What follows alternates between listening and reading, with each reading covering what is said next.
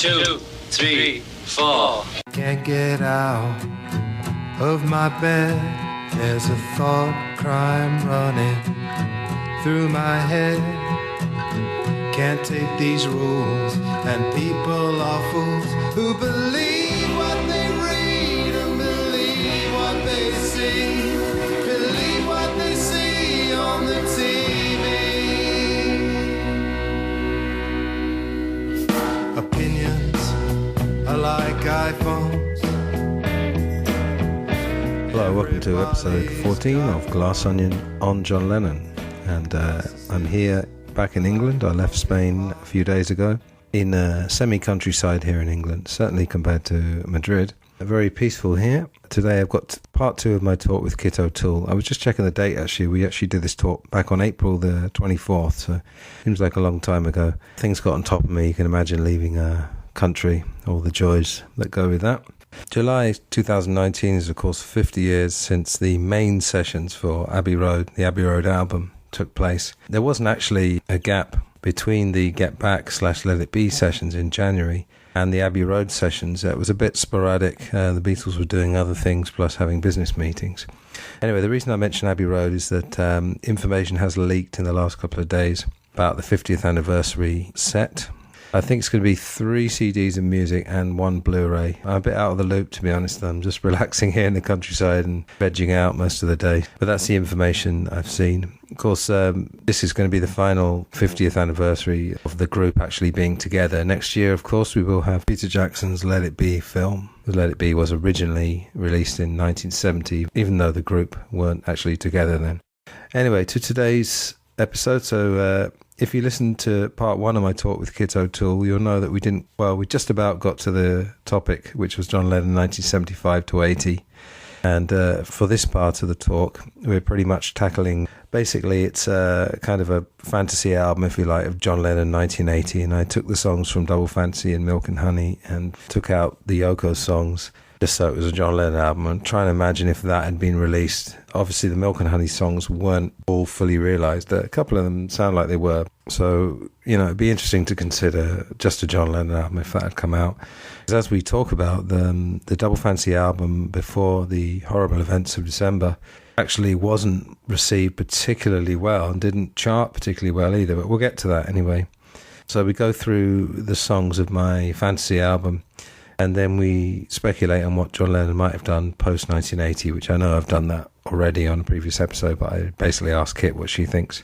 And we end up talking about Nirvana for a while, actually. So any Nirvana fans listening might like that. Kit is the author of Songs We Were Singing, which is a look at the lesser-known Beatles songs. And in part 1, we traded a few of those. But this episode's pretty much 1980 all the way.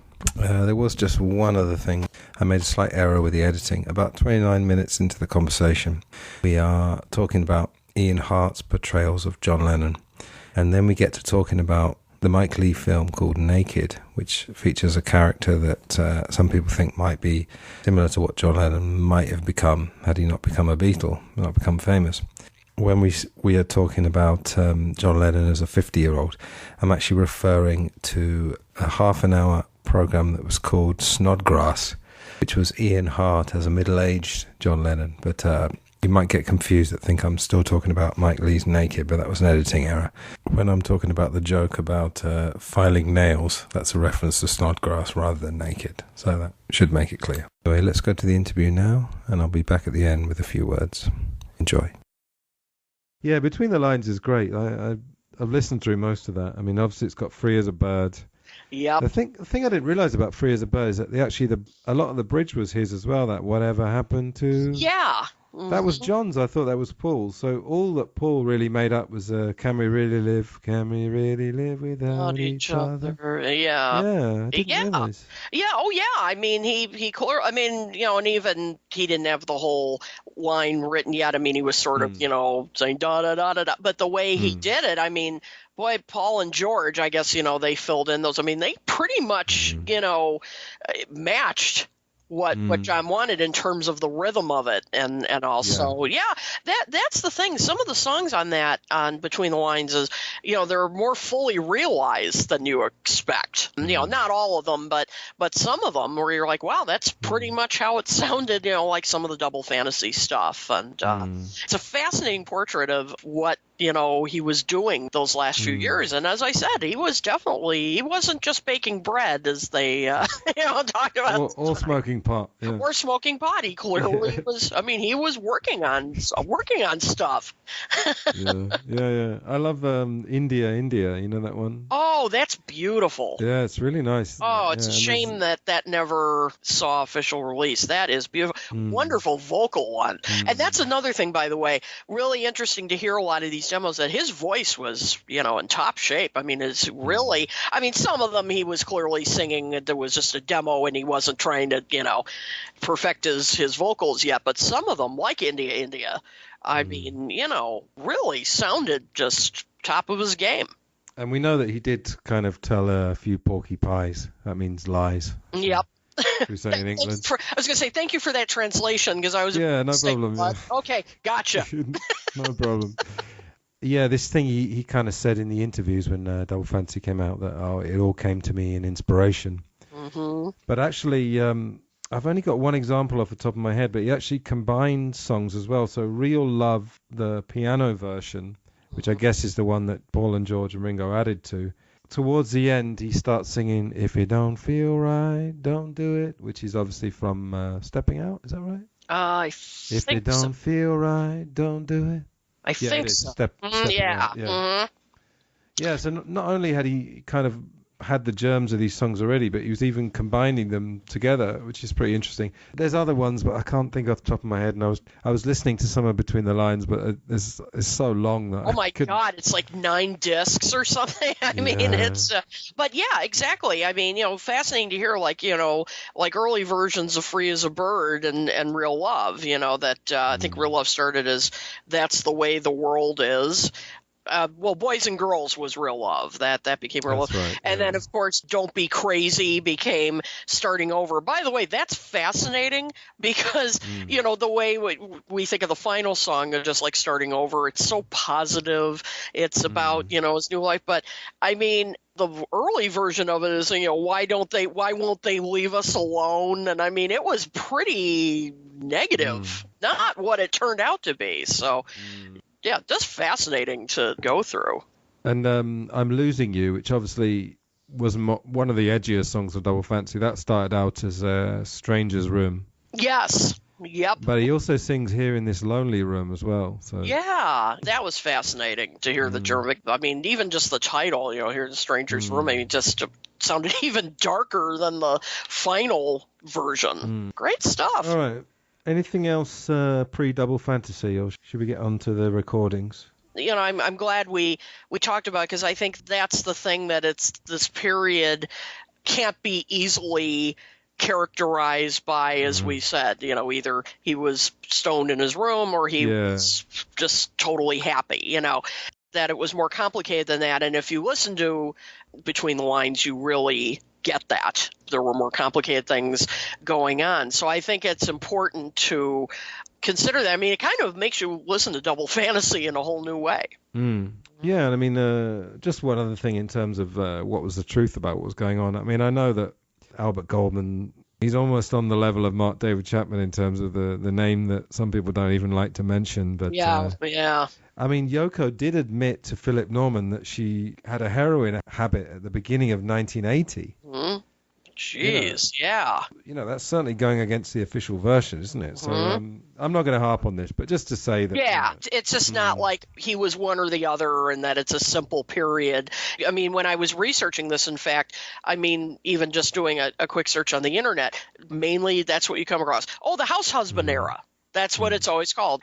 And, and then they just kind of skip over to Double Fantasy. So it's, I think it's important to understand it wasn't quite that simple. Or just really to emphasize the point that nothing we hear or read is clear cut, really. Exactly. The world is just not like that, is it? That's right. That's right. You learn as you get older. That's right.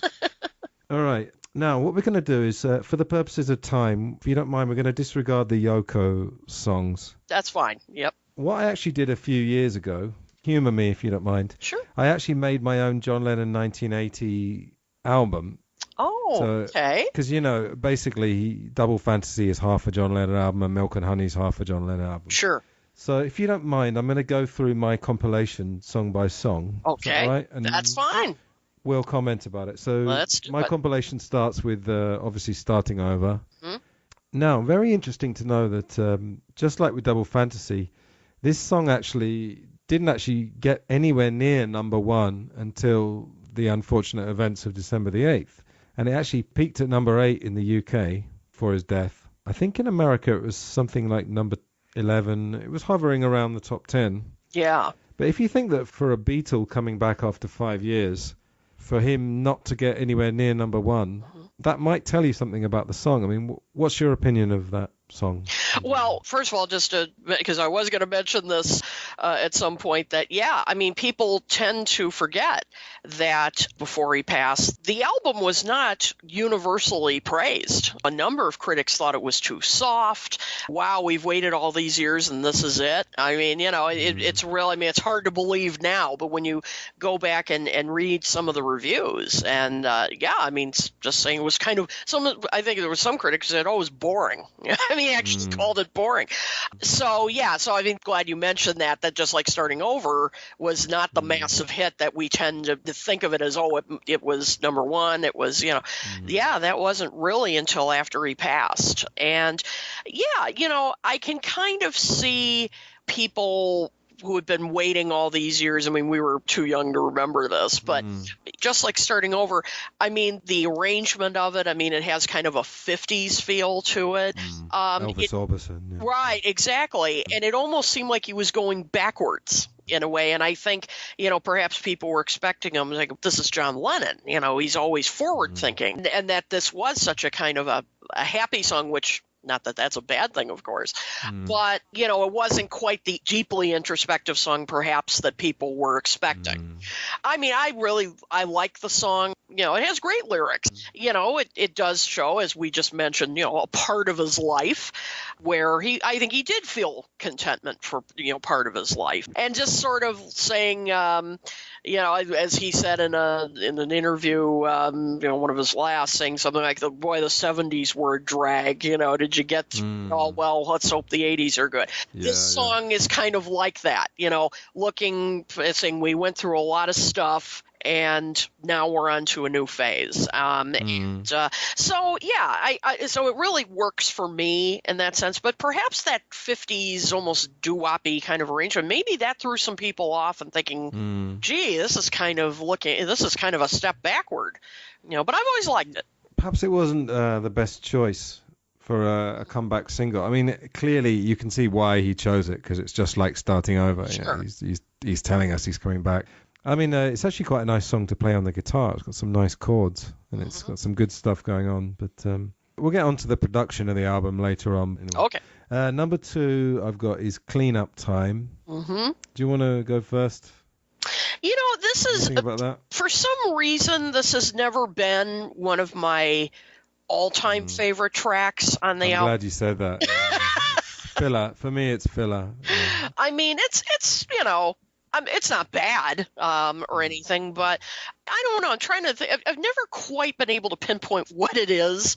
I don't know if it's the lyrics that bother me a bit. I don't know that they're a little – not that the Just Like Starting Over lyrics were deep, but these, I don't know. They just seem a little surfacey to me, maybe. Also, I don't love and I like Jack Douglas, but, the production on this track I thought was a little busy in a way. I mean, like some of the sound effects, I think that bothered me. So I don't know. It just wasn't something that I connected to, like Starting Over, or, well, I won't say yet, but some of the other songs on the album. It just seemed a little surfacey to me somehow. Yeah. Some of the lyrics are from Sing a Song of Sixpence. Right. The stuff about the counting house, counting all the money.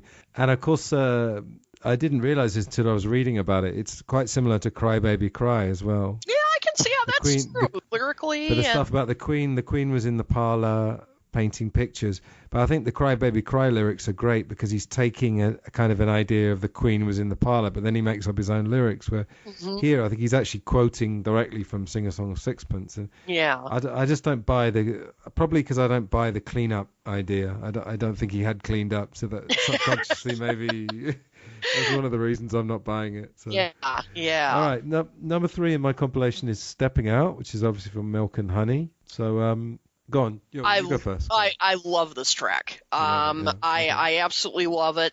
It actually talks, and again, not to overanalyze here, but sort of what we've been talking about. I think I'm Stepping Out is a little bit more accurate, perhaps, what he was going through at the time, because in some interviews, of course, he talked about how wonderful it was to be a house husband and full-time dad and all. But I'm Stepping Out suggests kind of him saying, I get sick of this sometime and I need to get out. Like he's got cabin fever. Yeah, exactly. Something like that. Yeah, exactly. Yeah. And so to me, whenever I've heard it, I've thought, I think this is a bit more accurate as to what he was feeling at the time. Not that he hated his life or anything, but that there were times he needed to get out and be wild again, that he hadn't completely, he wasn't exactly saying I'm done with that era of my life and I'm going to move on, that there are times when he feels the longing to do that. So I love it for that reason. And also just musically, I love the drumming on it. And again, great vocal from John. He's really stretching his vocal range on it. It's catchy. It's just always been one of my favorite tracks of his. Is it this one or Borrowed Time? One of the two. There's kind of some, or maybe a lot of songs on Milk and Honey, there's kind of vocal ad-libs towards the end. Yes. I'm stepping out just for a while. And then he starts talking, and I love all that stuff. Yeah, exactly. I love John Lennon when he sounds confident. I mean, I like it when he sounds vulnerable as well. Oh, sure.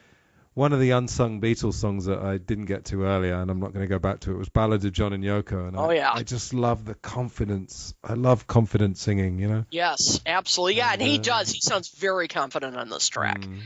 And I love the bit where he goes, if it don't feel right, don't do it. Just that one line. I mean, I love it. Really? I mean, I'm not so into Americanisms. When English guys start using Americanisms, really? Screw it and things like that. I mean, maybe that's just me because I'm English. Oh, that's funny. Yeah. All right, next one, Milk and Honey again, Borrowed Time. So how about Borrowed Time? Another one of my favorites. Yeah, I like it. First of all, the reggae. I love his experimenting with reggae. Right. And of course I was going to say that was from, his time in the Caribbean and all. Actually, though, I mean, in the 60s, they were doing some experiments with ska and all, the precursors. Call Your Name, Call Your Name. Well, with Paul Obla-Di, and even a bit of, My Name, Look Up the Number. There's even a bit of ska in there. So, not that this is his first brush with it, but yeah, this is a full-on, and it's just very, sort of a bittersweet kind of song, particularly listening to it in context now. But also, I've always liked the lyrics kind of saying, that, when he was younger, that he did a lot of, taking the line from Help, Yeah, exactly. When I was younger. Yep. Yeah. And then, like now that I'm older, I wouldn't change a thing. I mean, just sort of saying I've learned and, now I'm in good to be older. He keeps repeating that. At least in this song, he's expressing, happiness of, and kind of saying I've learned from my mistakes. Although, as I said, when he said I wouldn't change anything, it's no regret in this song. And I love the talking he does at the end too, and he's ad-libbing, and I mean, it just sounds like he had some fun recording this. I like it right up to the point where he starts going bada bada bada bada bada. He starts making those weird noises. I'm not so into that. But, that's true, but at least he sounds like he's having fun. Which is kind of infectious, But yeah, it's not wonderful musically, but he sounds like he's having fun. I love the bit where he goes, I know she loves me. All I got to worry about is standing up. It's so John Lennon. I love it. Yeah. All right, 5 on my compilation. I'm Losing You.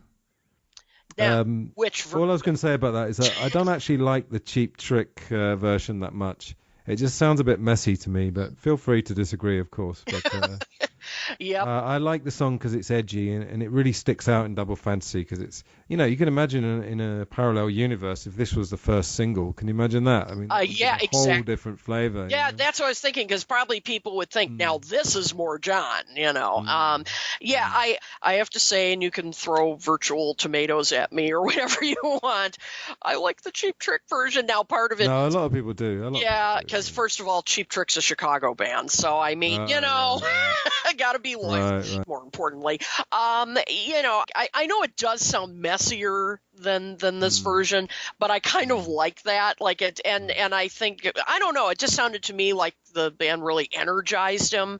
You know, I like the harder guitar. I mean, it's really interesting though when you contrast these two versions, because the Cheap Trick one sounds angrier. You know, it really has a real angry feel to it.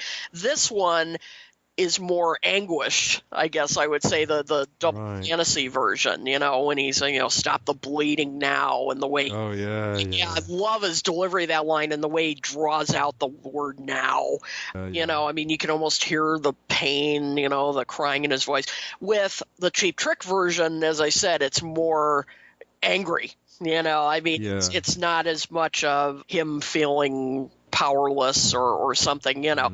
So I mean, I don't dislike the Double Fantasy version. I mean, that has great moments too, but I guess, I don't know, maybe it's just me or something, but I kind of like the angrier version. However, I guess I can see, you know, one of the reasons they said it didn't end up on Double Fantasy was it would have sounded too different from the other. From the rest of it, yeah. I guess I can see that, because it is a much harder rock kind of song, whereas the other songs are definitely more, you know, a little softer, jump sounding. So I can see that. Well, we'll get onto the production Double Fantasy, because I've definitely got issues with that. But I feel like just with this song, the production sounded smooth enough without being too slick. I don't know. But, you know, what's great about nowadays is that you've got the two complementary versions. And exactly. You don't even have to know which one was released. You know, you've just got two different versions, and they've both got virtues. You know, they both got assets, haven't they? Exactly. That's the thing. I mean, that's why I'm not saying, I mean, while I guess I like the Cheap Trick version better, it's not that I dislike this one. I mean, it just, it has a very different feel to it. Yeah. The next one, I'm going to just talk about this briefly, and then I'll go to you. I don't want to face it. Yes. When you guys were talking on Talk More Talk, and Ken Michaels said, "Oh, there's a great line," and I knew exactly what line he was going to say, because it's the best line. It's you say you want to save humanity, but it's people that you just can't stand. That's wonderful. Yeah, it's just so good. And I think when I heard that, because obviously I heard Milk and Honey after Double Fantasy, and I knew Double Fantasy very well by the time I'd heard Milk and Honey, and I was thinking there's a reason why that wasn't on Double Fantasy, because that would not have fit the party line at all. You know? No, that's true. You can't stand, it's people you can't stand, but it's amazing, yeah. What do you think about it? Yeah, I agree. There are just some terrific lines in it, and I've also thought the song sounds amazingly modern whenever I've heard it. I mean, not that many of the songs on Double Fantasy sound that dated, but this one I just feel like could have been recorded today. I don't know what it is. I think that and Forgive Me, My Flower Princess, those two sound, as I said, more modern to me. Contemporary, kind of in the vein of where, you know, Paul McCartney was going, you know, the new wave-ish kind of sound. And again, as you were just saying, I think that it probably would have sounded out of place the way Double Fantasy is. You know, it would have been a little bit jarring, perhaps. You know, it's a different style. But it's a great song. I mean, thank goodness it was released on Milk and Honey. At least it got released eventually, you know, because, again, strong John just, his vocals right up until the end were just solid. You know, they really were. And this is yet another example of that. Yeah, and he's back to songs with I in the title, as I was saying to you earlier, the Beatles ones. And I can dish it out, but I just can't take it. Yep. And that's what people used to say about the young John Lennon. That's isn't it? right. He'd test you, and he would, if you didn't fight back, you know, either verbally or physically, he would torment you, you know. Yeah, exactly. He couldn't take it. He could dish it out, but he couldn't take it. And I don't think there's too many artists who write lyrics like that. I'm sure there are a few, of course. Yeah, but not offhand. I mean, certainly not today that I can think of. Yeah, honest. Probably they do, but they wouldn't say it so directly. I think that's the thing. Yeah, because they might think it's simplistic, but he has a way of saying something that's so direct, but it never sounds kind of facile. You know, exactly. It still sounds sophisticated. You know. Yeah, I agree. Yeah. Very quickly, as I said, I've been listening to this audio book of Cynthia Lennon's book, John, and she was talking about early 70s. He didn't see Julian for about 3 years or something like that. Yeah. And she was saying, he's talking about Imagine and Give Peace a Chance on the one hand, but then not seeing his son and, not being nice to his son. I don't know. I think when you're a public figure and when you're an artist, you can separate your artistic self from your other self. Yeah. Like I say, I mean, I write songs. I'm a musician. I'm not putting myself in anywhere near the class of John Lennon, but I do that. When I'm writing a song, I do take on a persona that's more or less me. But, you can say Imagine No Possessions. That doesn't mean that you don't have to have any possessions. I mean, I've already talked about this. I'm not sure, but no, I know what you're saying. Yeah. Yeah. You can step outside yourself and you can express something that's more or less what you think, but it doesn't mean that you necessarily reflect it every day of your life. That's what I'm saying. And John in particular, John Lennon was a complex individual. And, that's why, I mean, just briefly, I'm not going to go off on a tangent here, but one of the reasons... Go on, why not? Okay.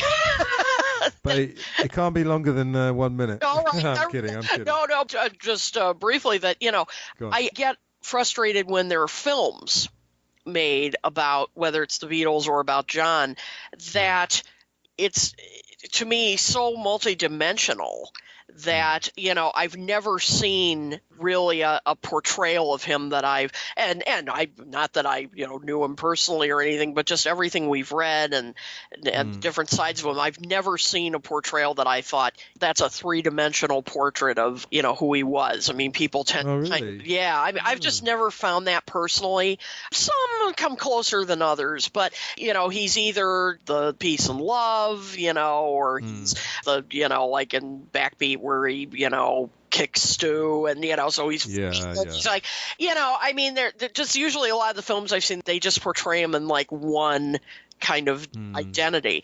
And so I think that's the thing with some of these songs that, you really, again, hear how multidimensional, and we all are, of course, but he, really was. He's got so many of these different sides that, you hear Beautiful Boy and, what a wonderful tribute that was to Sean. Well, he was with Julian, that's a different story. So he was a complex individual, that's for sure. Just very briefly, what's your favourite portrayal of John Lennon in terms of the actor? Because I've already said who mine is, so I'm not going to agree with you for the sake of it. Tell me what you think. Actually, I liked The Hours and Times. I thought. Oh well, Ian Hart. Yeah. He to me is the closest. I think he really has his mannerisms. I mean, as much as possible, the anger, the vulnerability, that kind of thing. Ian Hart does for me the best job. Yeah, well, I did say that on a previous show, so I'm not agreeing with you just because you're here now. Jude and I agreed on that. Yep. No, there's something about it. I mean, there's a great scene in Backbeat where you can see he's very jealous of Stu that he's got Astrid. Yep.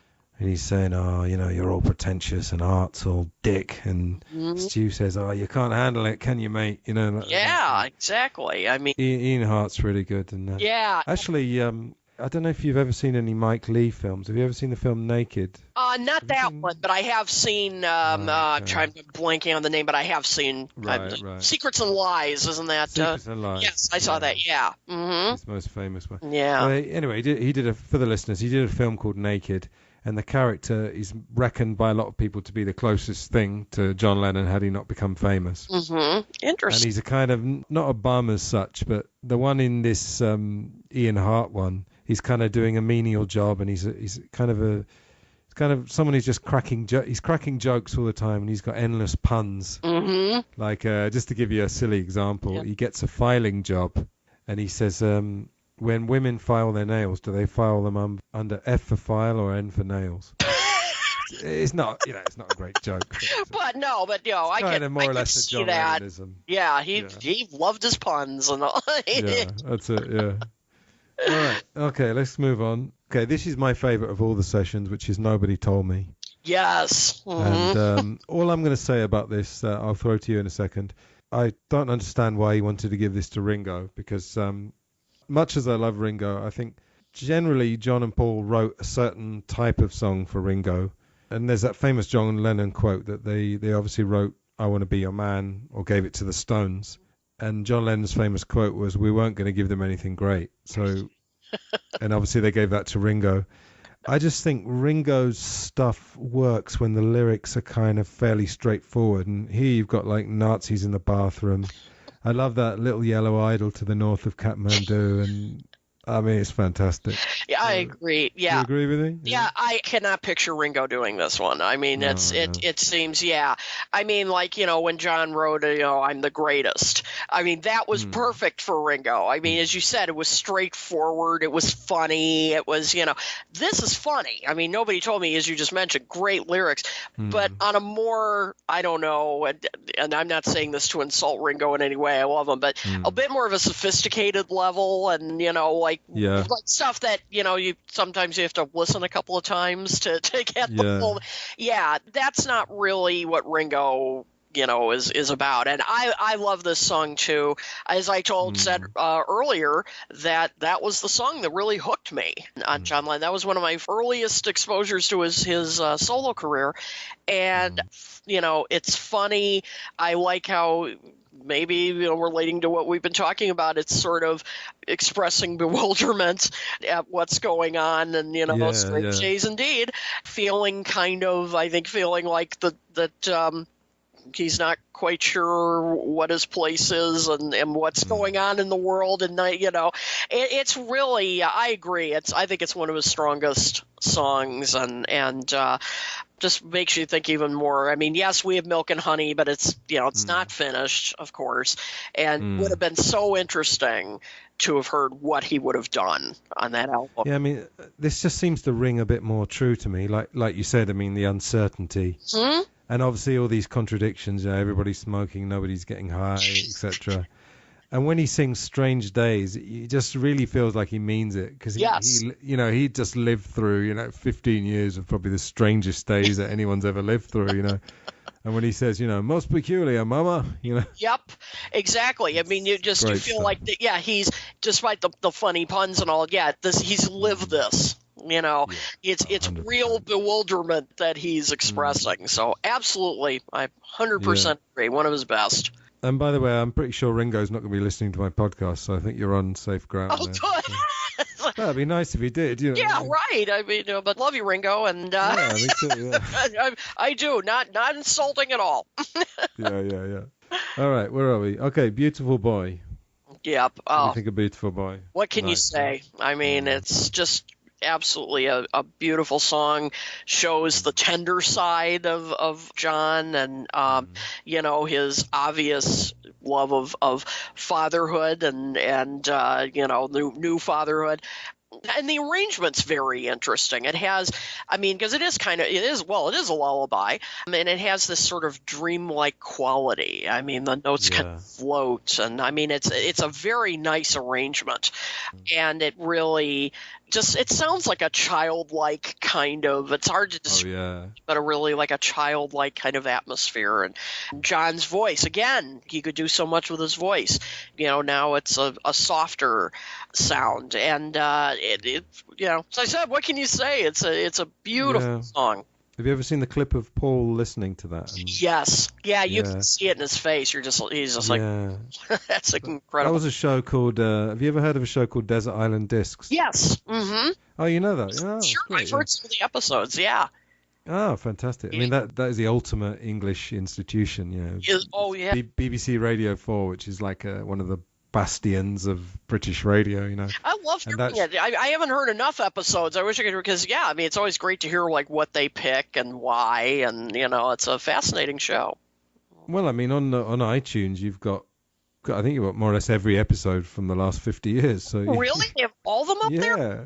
Great. More or less. I mean, the ones, I mean, it started in something like 1942. It actually started during the Second World War. Gosh, I didn't realize it went that far back. Yeah, because they just had the 75th anniversary, so that would make it early 40s. It's amazing. That's cool. Yeah, I mean, for anyone, I mean, British listeners you can't avoid Desert Island Discs, even if you're trying to. But yeah, it's a show where a celebrity goes on and they choose 8 discs that they would take to a desert island, and then they're allowed to choose a book and a luxury.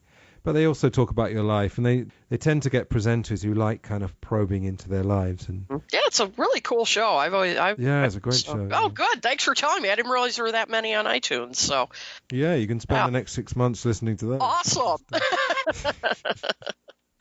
It sounds like there's a steel drum there in the background. Mm-hmm. Yep. I'm sure there is, isn't there? And again, that Caribbean influence, the sort of reggae influence. Yep. Well, he was listening to a lot of Bob Marley, actually. In the Fred Seaman book, he said he loved Bob Marley. Yep. And I love the sort of the bridge part, the Out on the Ocean. And when he says, "I can hardly wait to see you come of age, but I guess we'll both have to be patient." I mean, if that isn't poignant, I don't know what is. Exactly, and of course, it became even more so. I mean, it's. Yeah. I love the song, but yeah, lines like that sometimes a little hard to listen. Without getting emotional. Yeah. You have to kind of detach from it. Exactly. Yeah. Yep. All right, we've got 5 more songs. All right, that's fine. That's fine. Are you good? Yeah, we're good. To go for a bit 5 more. That's fine. All right, and then I've got some more after that, but I'm kidding. 20 more Yeah. I mean, as you said earlier, the possibilities are endless. Yes, yes. Again, one of my favorites. Again, Watching the Wheels. Absolutely love this. People say I'm lazy, dreaming my life away. Again, it's vulnerable, and it's. I don't know. Other people generally aren't as candid as that. And yeah. This is one of my all-time favorite John Lennon songs. Period. Not just this era, but period. The songwriting is so straightforward. He's just countering all of his critics and saying people have tried to enlighten me, and saying, why wouldn't you continue playing the game?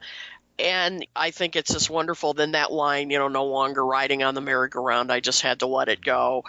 And the way, he stretches out his voice on go, and you just immediately it's like you're hearing a conversation, and him saying, no, this is what I wanted to do, this is who I am, this is how I've changed, and it's blunt, it's to the point, and that piano, I mean that constant piano that's propelling the song. Oh, I mean, it's just a masterpiece, I think. Yeah, and there's that kind of bluesy piano at the very end. Kind of that little flourish. I think that's, I love that, yeah. Yeah. No argument there. Yeah. It's one of my favorites.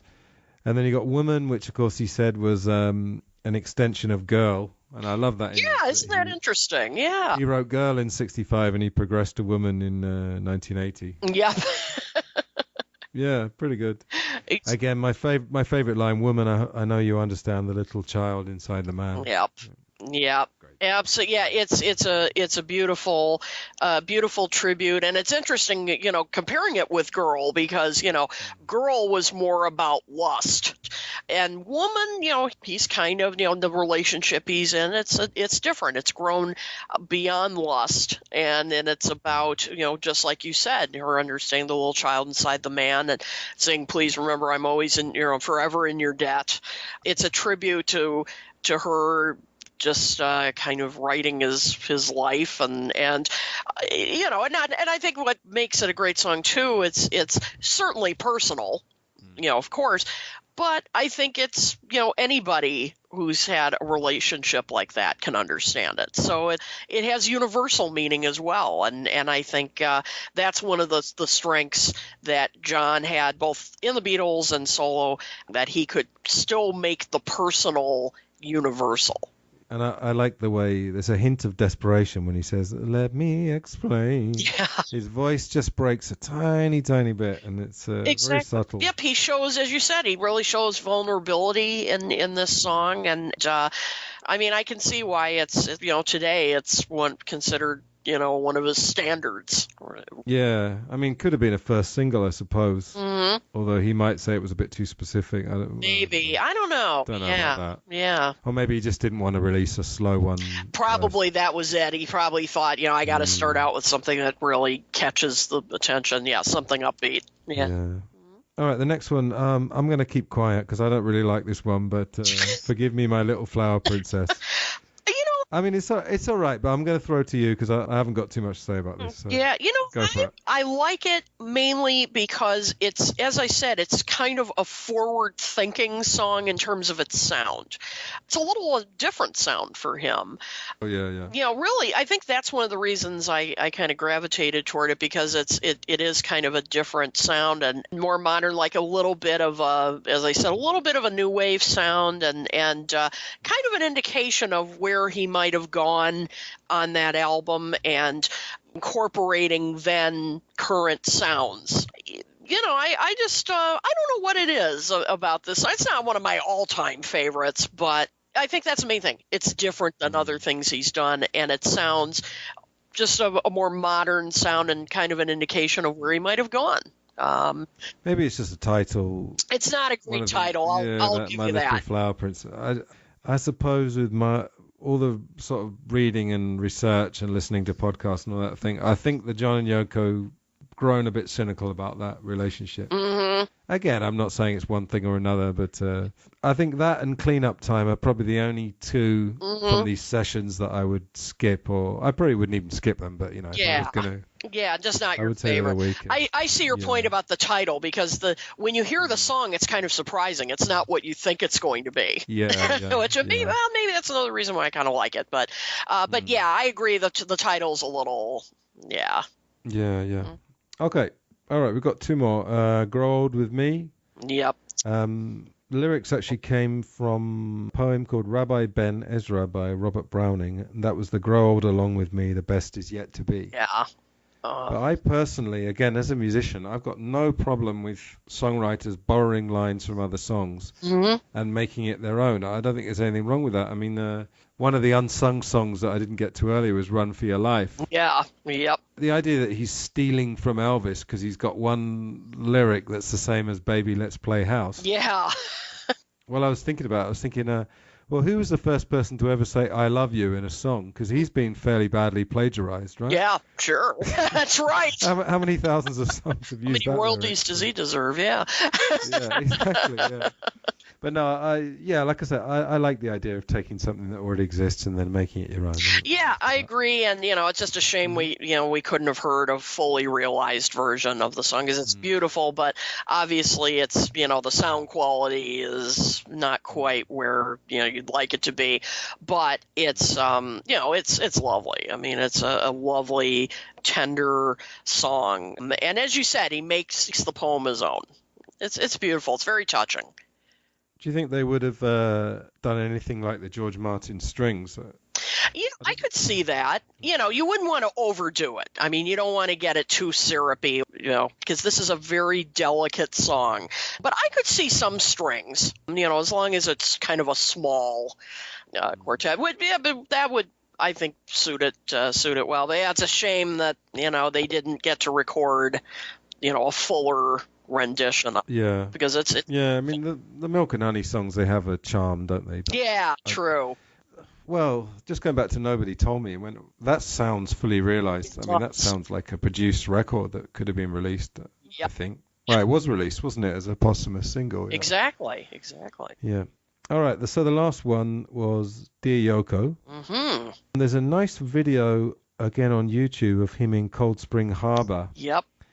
Have you seen that? I have seen that. It's nice, like he kind of doffs his cap to the camera, and I love the guitar where you put the capo. You know what the capo is? Oh, yes. You put it very high up, and you get this very distinctive sound. Mm-hmm. And I think he used that on a few, maybe Borrowed Time.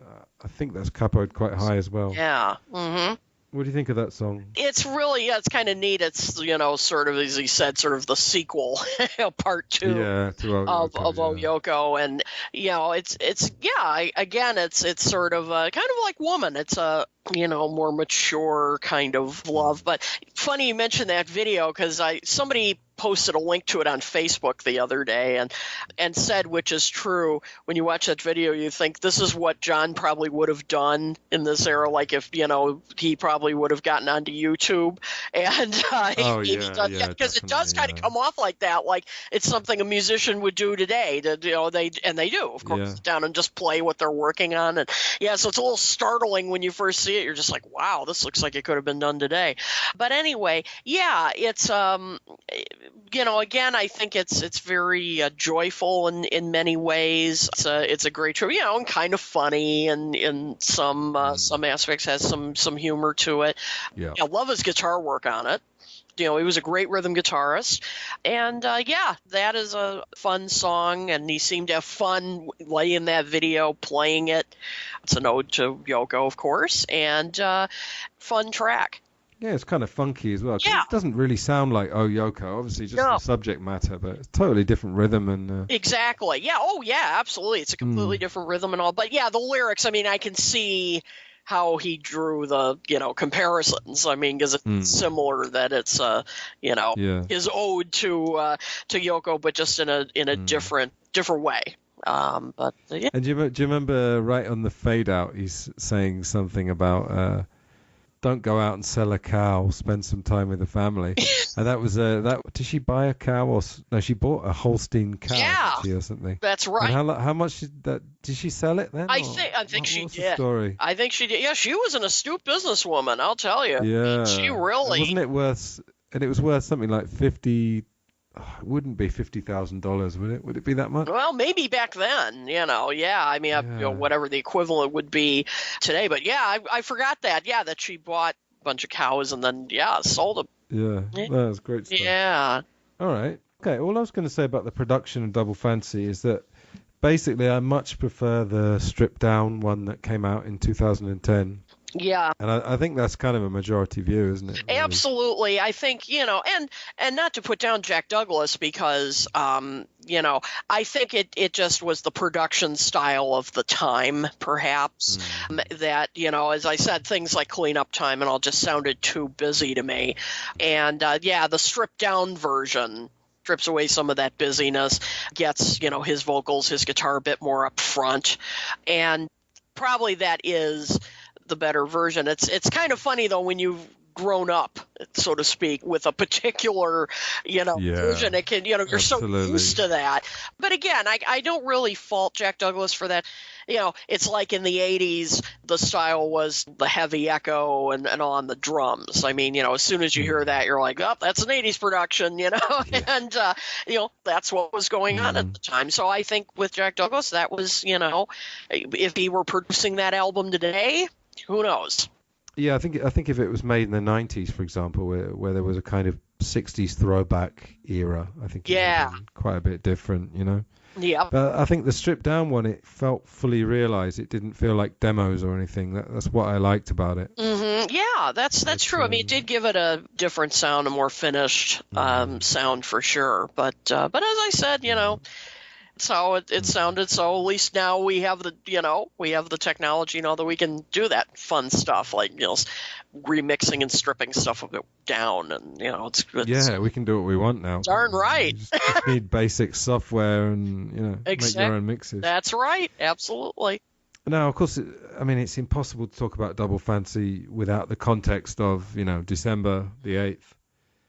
But again, as I was saying earlier, with Starting Over, I was checking this, and Double Fantasy actually peaked at number 14 while he was alive in UK, and then had gone down to 46 by December, and then it peaked at number 11 in the US. So it's kind of interesting, really. It's obviously not a bad album. I wonder whether the Yoko thing, maybe people didn't really even bother.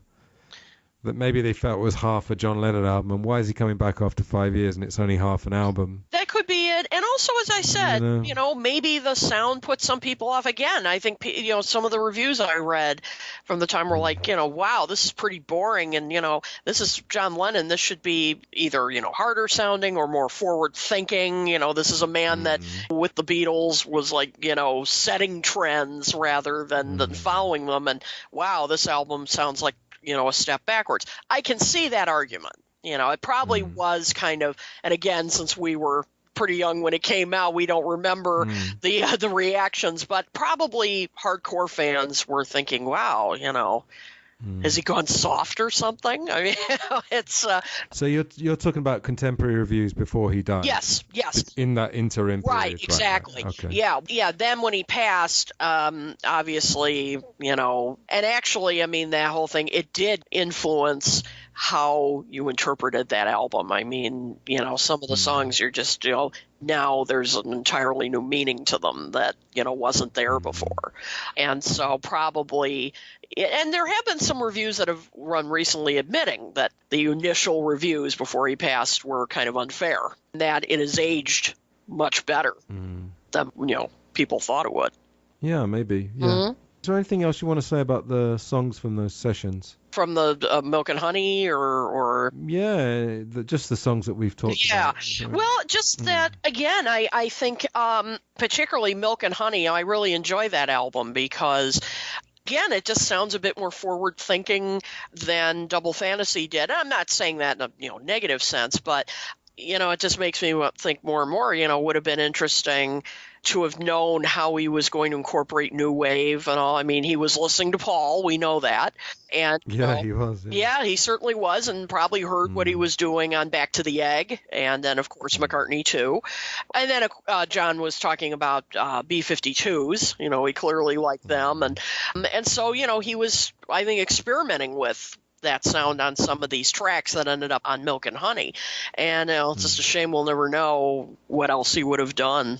Yeah, I mean, all I'd say is that I think John Lennon was at his weakest where there was no edge to be found at all. Yeah. And there's a few songs from here, more Double Fantasy than Milk and Honey. Yeah. Where I think there's really no edge at all. And I just don't think that's John Lennon. I think he expressed his personality and, I mean, okay, an exception would be Beautiful Boy. I guess that's not edgy, but that's a different thing. Yeah. I mean, that's just a perfectly crafted, very specific kind of song to his sound. Perhaps that's what we don't like about Cleanup Time. That's probably what there really isn't any edge to it. Yeah. Okay, so, we've done 2 hours. This is impressive. Wow. 2 hours 7. Very good. I was trying to find a way of finishing our conversation. I think I've found a decent way. Right. Could you speculate on what you think John Lennon might have done had he lived? And I know it's been 40 years now, but off the top of your head, is there any direction that you could have seen him going? Well, I know he was talking about, possibly touring again. I don't know if I would see him going on like a massive global tour. I don't know, because, Paul, I mean, he lives for touring. He loves it. I don't know if John would have felt quite the same way, but maybe, a limited tour, because it sounded like he was itching to play live again. So I think, he would have done that. There's, of course, always the speculation, would the Beatles have come back together for, some kind of a reunion? And there were some interviews that ran not long before he died where he seemed somewhat open to that. And I like the analogy somebody said about, they could envision it maybe Beatles almost being like Genesis, where they'd come back and do an album periodically and then they'd all go off and do their own stuff. And that probably would be the only way they would have ever recorded together again, because I don't think they would ever want to give up their solo careers. Yeah, I mean, I don't know this for sure, but again, I was listening to something recently, because that this kind of period is so rich for Beatles research. Yeah. There's just all this kind of new insights coming out, and I don't know where they're coming from half the time, but it's amazing. I mean, some people have said that it's more or less nailed on for sure that him and Paul were going to do something in 81. Mm-hmm. I can't really verify that myself. I don't know if you know more than me, but there seems to be very strong evidence. Mm-hmm. Do you know about that? I've looked into this before, and there's there's not really, from what I've seen, any definite evidence. And there's definitive, and there's been a lot of speculation. I mean, it sounded like, I think they were kind of open to it. And it does seem interesting to think about, because they were kind of going in the same musical direction at that time as we were talking about. Paul with Back to the Egg and McCartney too, John with what he was working on with Milk and Honey. I mean, I could see them doing something together, because they were sort of both tuning into what was going on at that time and experimenting with it. So, it's pure speculation, of course, but it's interesting to think about. But no, I mean, I can't say there's been no evidence, and there are some people I've read who said, "Oh, that's ridiculous," and there's no evidence to support that. Well, but interviews they both did, they had kind of reconciled, and John didn't say no. That's for sure. And you know, so I mean, it's possible. It's obviously we'll never know, but wow, what would that have sounded like? You know? Can you think of any sort of musical trends since 1980 that you think he would have embraced? Oh, I'm trying to think. Yeah. 'Cause I don't see hip hop. I mean, no. He might listen to some of it, but I mean, and he, you know, and I'm glad when Paul did record with Kanye and all that, he didn't try to rap or something. I mean, that would have, you know, just playing in the background, it's fine.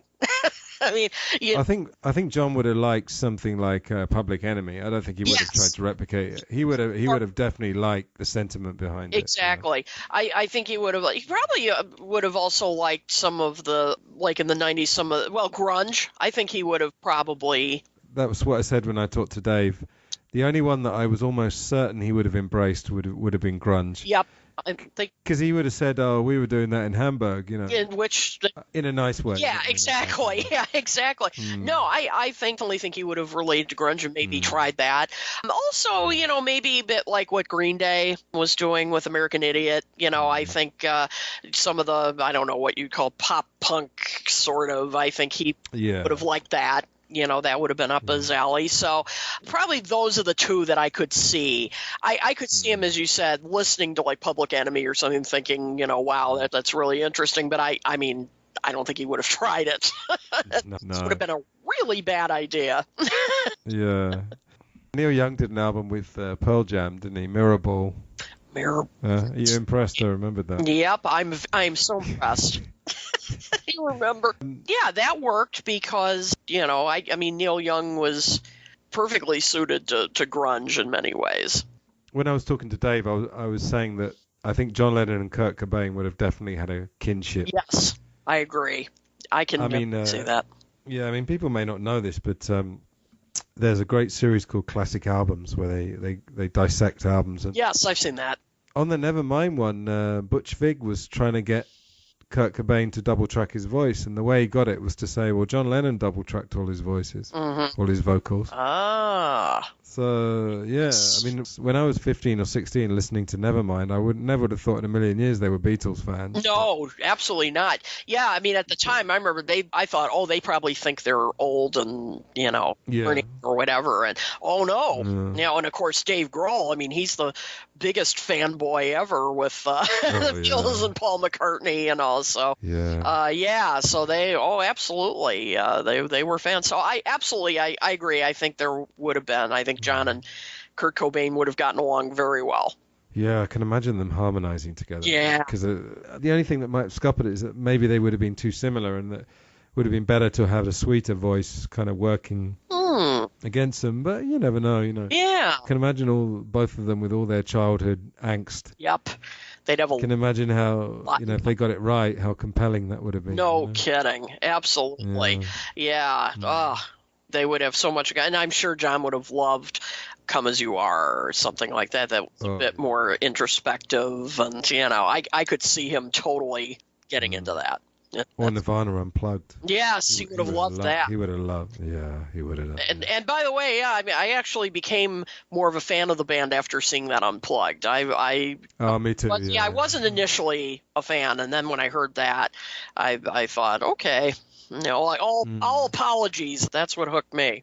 It was weird, actually, because like I say, I was into Nevermind when came out when I was 16, 17. But it's funny to look back because I didn't think it was anything more than great noise.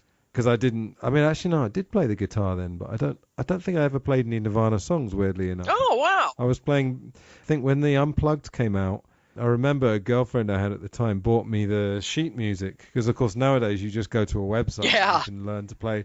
Or someone on YouTube will show you how to play it. But in those days, you had to buy sheet music. You bet, yeah. And I remember her buying it and saying, "God, this is really easy." And then, of course, I learned the whole album, and then the whole game changed. And Nirvana is still one of my favorite bands. Oh, absolutely. Yep, one of the best of the 90s, that's for sure. Yeah. Yeah. it's interesting when you go back to bands every few years. What I do is I'll probably spend like a week listening to, I don't know, Alice in Chains or some Black Sabbath or anyone. Yep. It's interesting to see how it ages, and Nirvana's one of the ones that ages very well. It has aged remarkably well. Yeah. When it came out when I was in college, I never ever would have said that. I never would have said, they're going to have this massive influence, and they did. Yeah. Okay, well, have you ever done a podcast that's 2 hours and 16 minutes before? The ones I've listened to, they're more like 40 minutes or... Yeah, no, I've done... this might be the longest, but not by a lot, believe it or not. Really, yeah? Wow, yeah. No, I mean, I guess what I'm trying to do with my podcast is just try and find some different angle and kind of deep dive into things. Not to say that other podcasts don't do that, but... right. Well, and I like the conversational aspect of it, It's bouncing ideas off each other, I really... I like that. Basically, the last few years, my job involves kind of traveling around the city, going to companies and giving English classes. And so basically my job involves a lot of travel. So I got into podcasts probably 10 years ago. Mm-hmm. And it's just fantastic just to be traveling around the city and just educating yourself and listening to all this great stuff. No kidding. And I mean, I listen to, I don't know if you've heard of Joe Rogan. Oh, yes. Joe Rogan him. Experience. Yep. Kind of depends who he's got on the program, but they're kind of 3-4 hours, and if you get the right person, I like those. And I mean, I think my record is there's a conspiracy podcast. I think the longest one they ever did was 8.5 hours. And oh my gosh! I didn't listen to it all in one go, but I was going to say, I don't know. That's like a whole day's work. No kidding. You have to put the whole day aside. Yeah. That's it. No, I kind of just listen, I don't know, an hour or two. Yeah, you have to listen, a bit depending of time. How much traveling. Yeah. Exactly.